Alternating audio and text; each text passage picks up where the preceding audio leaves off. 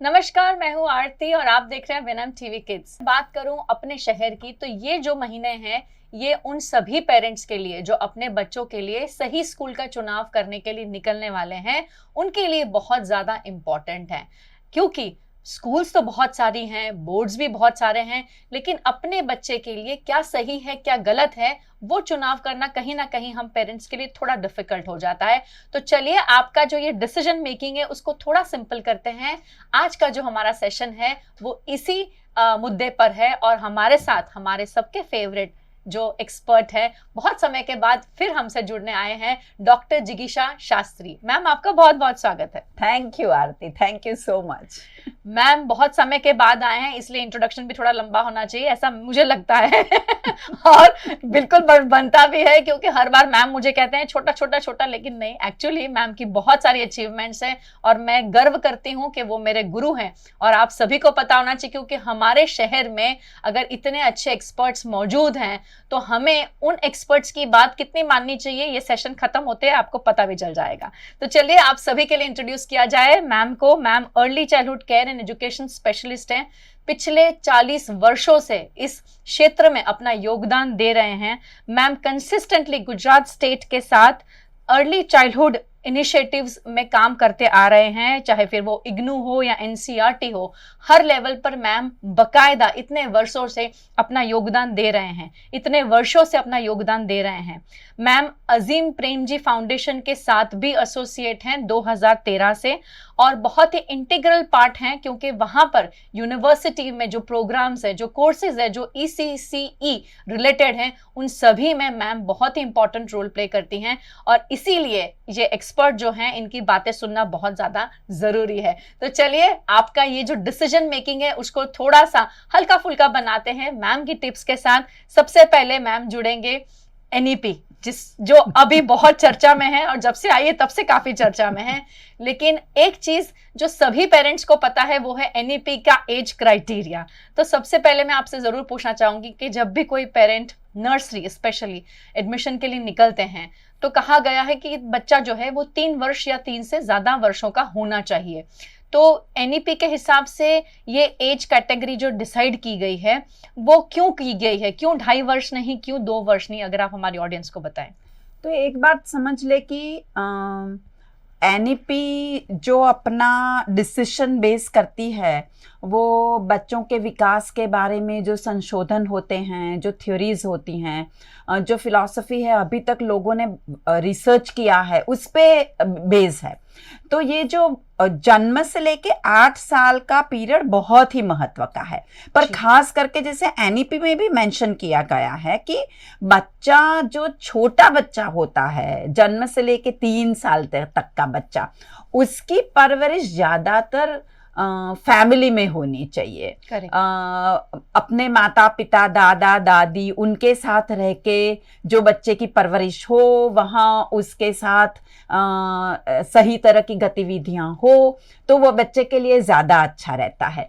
जब तक बच्चा 3 साल का हो जाता है तो समझने लगता है, थोड़ा थोड़ा बोलने लगता है, काफी एक्चुअली बोलने लगता है, अपनी ज़रूरियतें किसी और को बता सकता है, मुझे पानी पीना है, मुझे वॉशरूम जाना है, मुझे खाना खाना है, कहीं मुझे लग गया तो और उसके साथ साथ बच्चे का मानसिक सामाजिक विकास, बौद्धिक विकास ये होता, ऐसा हो गया है कि अभी 3 साल के बच्चे के लिए कि वो बच्चा नई नई चीजें सीखने के लिए तैयार है। तो ये सब जानकारी को ध्यान में रखते हुए 3 साल की उम्र डिसाइड की गई है। और अदर वे राउंड देखें तो ये भी कि बच्चा जब जो 3 साल का बच्चा नर्सरी में एंट्री लेगा वो जब तक 6 साल का हो जाएगा तब वो जाके पहली कक्षा में जाएगा जी।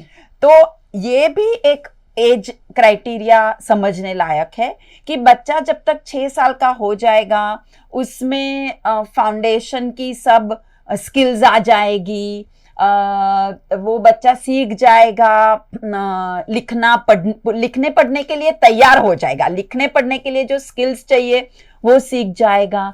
तो इसीलिए वो 6 साल का बच्चा जाना चाहिए पहली कक्षा में।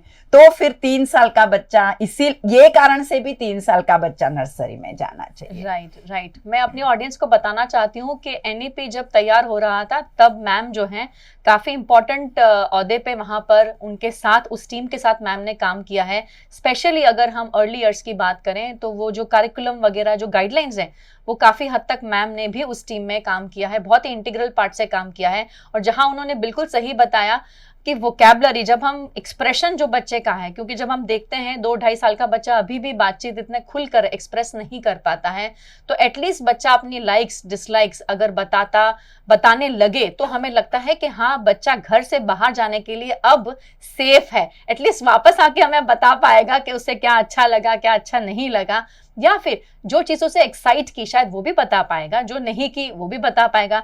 तो I think vocabulary point of view से जो मैम बता रहे हैं, लैंग्वेज पॉइंट ऑफ व्यू से बिल्कुल सही है कि वो अच्छे एक लेवल पर बच्चा पहुंच जाता है और इसीलिए वो स्कूल के लिए तैयार है। उसके साथ साथ मैम ने जितने भी उनके जो डेवलपमेंटल डोमेन्स हैं उसके ऊपर भी हमें बताया कि वो डोमेन्स भी तैयार होने के लिए, मतलब बच्चा अब तैयार है उसको एक्सप्लोर करने के लिए और अपने एनवायरनमेंट से नई नई चीजें सीखने के लिए। मैम जुड़ते हैं आपसे ही फिर से। नेक्स्ट क्वेश्चन मेरा आपसे ये है कि आज जब हम देखते हैं अपने एजुकेशन सिस्टम को, तो एनईपी तो चलिए बिल्कुल अपना रोल प्ले कर रही है, लेकिन उसके साथ साथ बोर्ड्स का सिलेक्शन बहुत इंपॉर्टेंट प्रश्न है। क्योंकि पहले के समय में ज्यादातर गुजरात बोर्ड यानी स्टेट बोर्ड की हमें स्कूल्स मिलती थी और सीबीएसई की स्कूल्स 2 या 3 गिनती हो सके उंगलियों पे इस तरह से थी। लेकिन आजकल अगर आप देखें तो स्टेट बोर्ड है, सेंट्रल बोर्ड है, आईबी बोर्ड है, आईसीएसई बोर्ड है, मतलब इतने सारे बोर्ड्स है, शायद कईयों के बारे में कुछ लेमन लैंग्वेज में भी अगर हम बात करें तो पेरेंट्स को पता नहीं है। ऐसे में कौन से बोर्ड का चुनाव करना चाहिए आपके हिसाब से, अगर आप थोड़ा सा हमें बताएं। तो मैं ये कहूंगी आरती, जैसे तुमने पहले भी कहा कि पहले बहुत इजी था, मेजॉरिटी पीपल गुजरात बोर्ड से यहाँ गुजरात में थे तो गुजरात बोर्ड में पढ़ के आगे आ गए। अभी जब इतने सारे चॉइसेस मिल रहे हैं तो सोचना ये चाहिए कि एक बोर्ड अच्छा है, एक बोर्ड बुरा है, ऐसी बात नहीं है। पर जो बोर्ड दे रहा है वो क्या आपके पेरेंट के आइडिया से मिलता है? क्या वो पेरेंट ऐसी शिक्षा देना चाहता है?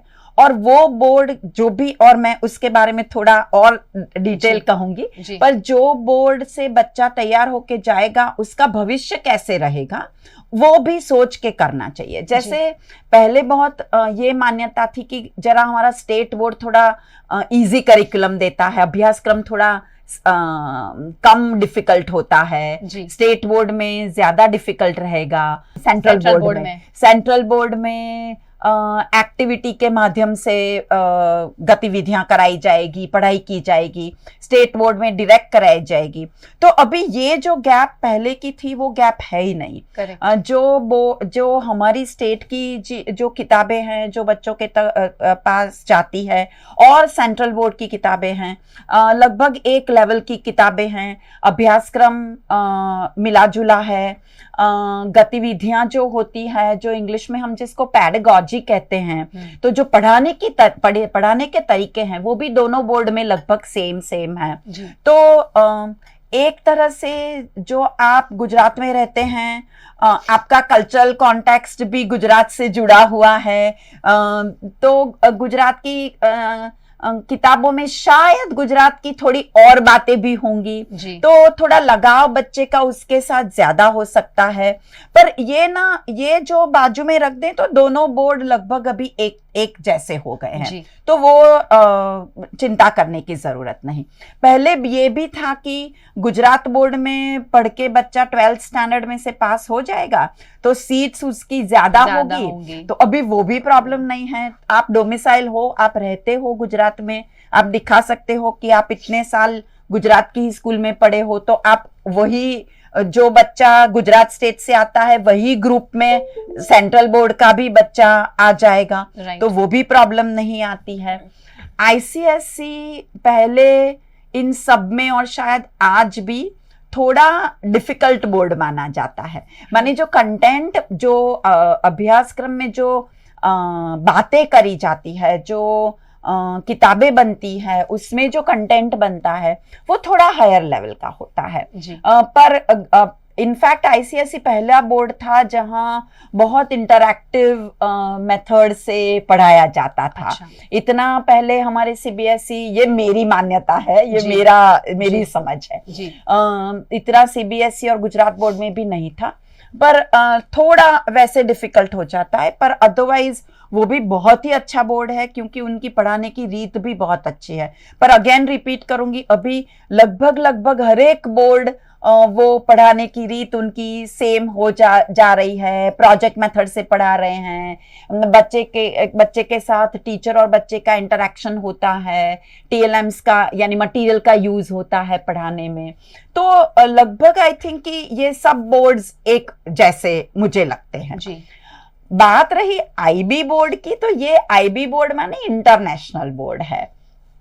अभी जो आपको पहले से क्लैरिटी है कि आपके बच्चे को आपको बाहर भेजना है, इंडिया के बाहर भेजना है, तो आईबी बोर्ड डेफिनेटली एडवांटेजेस रहता है। क्योंकि वहां सर्टिफिकेशन मिलता है 12th ग्रेड में, वो हर एक आउटसाइड इंडिया की यूनिवर्सिटीज में सेम लेवल पे, एक्सेप्टेबल लेवल पे आता है जी। आपका बच्चा, आप श्योर है कि आप इंडिया में ही पढ़ाने वाले हो, ग्रेजुएट वो इंडिया में होने वाला है, तो मुझे लगता है हर एक बोर्ड के जैसा एक आईबी बोर्ड रहता है। बोर्ड से ज्यादा मैं कहूं तो मुझे लगता है कि और ऐसी चीजें हैं जो हमें एज पेरेंट्स ध्यान में रखने की जरूरत है। और आई थिंक वही मेरा नेक्स्ट सवाल भी है आपसे मैम। बहुत सही तरीके से मैम ने सारे बोर्ड्स के बारे में हमें जो भी डिटेल्स हैं वो उन्होंने दी हैं। आई एम श्योर ये आपको हेल्प करेंगी, क्योंकि कई बार हम क्या करते हैं, हम भेड़ चाल का हिस्सा बनते हैं। क्योंकि मेरी सोसाइटी में या क्योंकि मेरे फ्रेंड सर्कल में 8 बच्चे जो हैं वो आईबी में जा रहे हैं, 8 बच्चे हैं जो सीबीएसई कर रहे हैं, इसलिए मेरा बच्चा भी वहाँ जाना चाहिए। आई थिंक मुझे लगता है पहले तो क्लैरिटी बोर्ड्स के बारे में होनी बहुत ज़्यादा ज़रूरत है आपको एज अ पेरेंट, और दूसरी बात अपने बच्चे की कैपेबिलिटी भी बहुत ज़्यादा ज़रूरत है। क्योंकि आई थिंक बच्चे का कैपेबिलिटी किस तरह का है, किस तरह से उसको अच्छा लगता है, 6th ग्रेड तक आपको, मतलब 6 साल तक आपको पता चल जाता है कि बच्चे का झुकाव किस तरफ है। और एज अ पेरेंट तो 3 वर्षों में भी आजकल पता चल जाता है मैम कि बच्चा क्या चाहता है और किस तरह से है।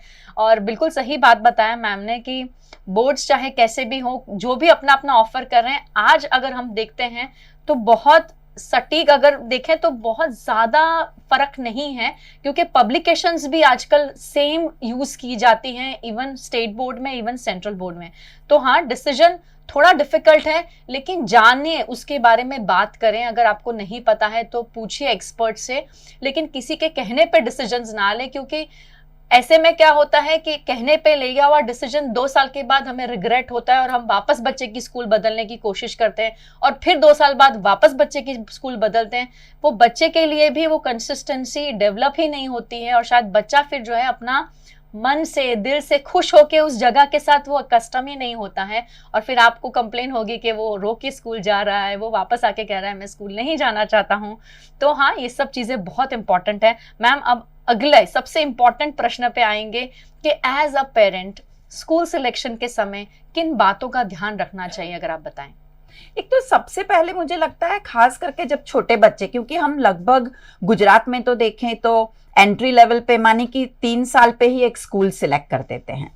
जो हमारी स्कूल होती है वो बच्चा 3 साल में एंटर करता है, लगभग स्कूल अच्छी लग गई बच्चे को और पेरेंट को, तो हम उनको निकालते नहीं है, वो 12th स्टैंडर्ड फिनिश करके वो स्कूल से निकलता है। तो मुझे लगता है पहले तो ये छोटे बच्चे के लिए ध्यान ये रखना चाहिए कि स्कूल बहुत घर से दूर ना हो, क्योंकि बच्चे का टाइम आने जाने में, आज छोटा से छोटा शहर भी ले लीजिए, ट्रैफिक बढ़ गया है, पॉपुलेशन बढ़ गए हैं, तो बच्चा अर्ली मॉर्निंग स्कूल में जाना होता है तो जल्दी उठना पड़ता है। क्यों आपको एक आधा घंटा बच्चे को ज्यादा उठाना है? क्यों इतना टाइम उसका आने जाने में, ट्रांसपोर्टेशन में, उसमें व्यर्थ करना है? तो मुझे लगता है पहले तो जितना नजदीक एक बैलेंस स्कूल आपके आजू बाजू हो तो वो एक बहुत बड़ा क्राइटेरिया होना चाहिए। सेकंड, जो आजकल क्योंकि एनईपी ने इतनी बातें एजुकेशन की एनईपी की वजह से, एनईपी 2020 यानी नेशनल एजुकेशन पॉलिसी जो 2020 में आई, उसकी वजह से आरती मुझे लगता है कि हर एक इवन कॉमन ऐसे घरों में ना बातें ऐसी एजुकेशन की शुरू हो गई है, तो वो आई थिंक कि वो बहुत एक अच्छी बात है। तो वो जो बातें करते हैं उनको पता चलता होगा कि एनईपी खास भार देता है कि खास करके 3 से 8 साल के बच्चे के लिए स्कूल में प्लेवे मेथड यूज करें, यानी रमत गमत की मेथड के द्वारा बच्चे को सिखाया जाए। बच्चा जो छोटा होता है बहुत एक्टिव होता है, एक जगह पे बहुत टाइम बैठ नहीं सकता, तो उसको सिर्फ बेंच पे बोर्ड से कॉपी करके जो सिखाना लिखाना पढ़ाना करते हैं वो नहीं कराना चाहिए। तो ऐसी स्कूल्स चूज करनी चाहिए जहां बच्चे के लिए खेल कूद का प्रबंध हो, जहां बच्चे को खेल की पद्धति के द्वारा सिखाया जाता हो, जहां बच्चे का उसके साथ साथ बच्चे को सामान्य ज्ञान भी दिया जाता है, और उसके साथ साथ बच्चे को लिखना पढ़ना भी जब उम्र हो जाए, योग्य उम्र पे, वो भी स्किल्स सिखानी चाहिए। तो ऐसे पहले देखिए कि ऐसी स्कूल है क्या, ऐसी स्कूल है जहां बहुत स्ट्रिक्ट डिसिप्लिन भी नहीं है, बहुत फ्रीडम भी नहीं दिया गया है। तो अपने घर की जो वैल्यूज होती हैं, जो आप बिलीव करते हैं कि बच्चे को ऐसे संस्कार होने चाहिए, बच्चे का सिंपल, जैसी हमारी सोसाइटी में देखें तो कि एक दूसरे को मान से बुलाएं, हर एक वातावरण में भी हर एक चीज हो उसको संभल के रखे, तो ऐसी भी जहां ज्ञान दिया जाता है, तो ये सब ध्यान में रख के स्कूल सिलेक्ट करनी चाहिए। और मुझे लगता है जो आपने पहले कहा कि जस्ट बिकॉज मेरे परिवार में से कोई किसी ने एक स्कूल में अपने बच्चे को डाला है, या मेरे फ्रेंड्स ऐसी स्कूल में जाते हैं, उसके बजाय एज अ पेरेंट जाइए, स्कूल के प्रिंसिपल, सुपरवाइजर लोगों से आप बात करिए, जानिए वो स्कूल कैसा है, क्या आपके लिए, आपके बच्चे के लिए, जैसे आपने अगेन आरती आपने कहा कि क्या बच्चे के इंटरेस्ट से ये एजुकेशन या अभ्यासक्रम जुड़ता है, ये सब ध्यान रख के स्कूल सिलेक्ट करने की जरूरत है। न कि इसलिए मुझे लगता है बोर्ड सेकेंडरी आ जाता है। करेक्ट। पहले नजदीक चाहिए, नजदीकी स्कूल लीजिए, फिर ये सब देखिए कैसा उसमें पढ़ाना लिखाने पद्धति कैसी है, अभ्यासक्रम कैसा है, फिर जाके देखिए बोर्ड की कंपैरिजन करिए। राइट। तो और ऑफ कोर्स एक मीडियम बहुत इंपॉर्टेंट रह जाता है कि इंग्लिश मीडियम या गुजराती मीडियम। अगेन बहुत अच्छा इंग्लिश मीडियम में भेजें और आपको लगे कि बच्चे को सपोर्ट करे, पर गुजराती मीडियम में भी भेजिए, बहुत अच्छा है, गुजराती ही वातावरण घर में है फॉर एग्जाम्पल, तो मैं तो ऐसा पसंद करूंगी कि बच्चा गुजराती मीडियम में ही जाए और बाहर से आप बच्चे को अच्छा इंग्लिश बोलना, पढ़ना, लिखना, सुनना सिखाएं। Right, right. तो कंप्लीटली जो हमारे फैमिली की वैल्यूज हैं और हमारी एथिक्स हैं वो कौन सी सिस्टम के साथ मैच करती हैं, आई थिंक वो हमें सबसे अच्छा आइडिया देगा। और जैसे मैम ने बहुत ही इंपॉर्टेंट पॉइंट कहा कि सुने सुनाई पे ना जाएं, खुद जाइए, खुद जगह को एक्सप्लोर कीजिए, स्कूल की विजिट्स लीजिए। मैम ने कहा जैसे कि प्रिंसिपल्स हैं, टीचर्स हैं, उनका करिकुलम क्या है, सबसे मिलिए, क्योंकि जब आप मिलते हैं, बातचीत करते हैं, आई थिंक आपको बहुत सारी चीज़ों का खुद ब खुद एहसास हो जाता है कि क्या ये जगह मेरे बच्चे के लिए सही है या नहीं है। और एक होता है ना वो parent gut feeling, I think वो बहुत इंपॉर्टेंट है ना मैम, बिल्कुल बहुत इंपॉर्टेंट जाके ही पता चल जाता है, आपको कुछ वाइब्रेशंस आने लगते हैं कि हाँ ये जगह ठीक है मेरे बच्चे के लिए और मेरे लिए, क्योंकि आप भी जुड़ेंगे ना, वो जगह से आप भी 15 साल जुड़ेंगे जहां आपका बच्चा जाएगा। बहुत इंपॉर्टेंट बात है।